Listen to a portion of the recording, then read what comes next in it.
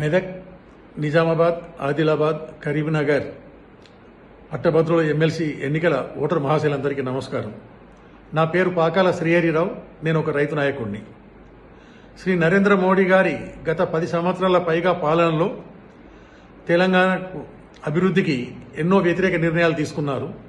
అంతేకాకుండా వారి పాలనలో దేశము సర్వతోముఖంగా అభివృద్ధి చెందుతుందని చెబుతున్నప్పటికీ, అలాగే ప్రపంచంలో 5వ ఆర్థిక శక్తిగా ఎదిగిందని చెప్పినప్పటికీ, దేశ జనాభాలో 50% పైగా ఉన్నటువంటి రైతులు, వారి కుటుంబ సభ్యులు మరియు పేద ప్రజల బ్రతుకులు ఏమాత్రం మారలేదు.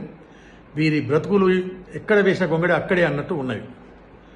మన రాష్ట్రంలో చూసినట్టయితే ఏ ఒక్క రైతు కూడా తన భార్య పిల్లల పేరు మీద కనీసం 10,000 రూపాయలు కూడా బ్యాంకులో ఫిక్స్డ్ డిపాజిట్గా దాచుకోలేదు.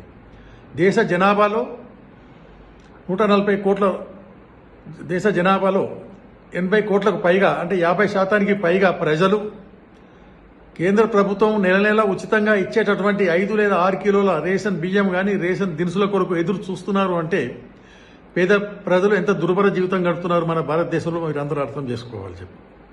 అంతేకాకుండా ప్రత్యేక రాష్ట్రం ఏర్పడినప్పుడు విభజన చట్టంలో పొందుపరిచిన అనేక హామీలలో ఏ ఒక్క హామీని కూడా కేంద్ర ప్రభుత్వం, మోడీ గారి నాయకత్వంలోని కేంద్ర ప్రభుత్వం అమలు పరచలేదు.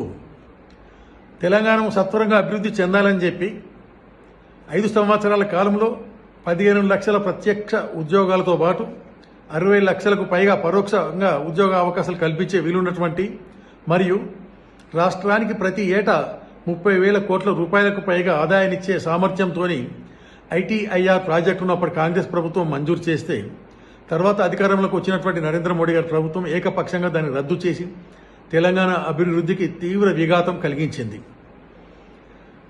విజ్ఞులైన పట్టభద్రులు మీలో చాలామంది రైతు కుటుంబం నుంచి వచ్చిన వాళ్ళు ఉన్నారు, పేద కుటుంబం నుంచి వచ్చిన వారు ఉన్నారు, అన్నిటికీ మించి తెలంగాణ అభివృద్ధిని కోరుకునే వాళ్ళు ఉన్నారు.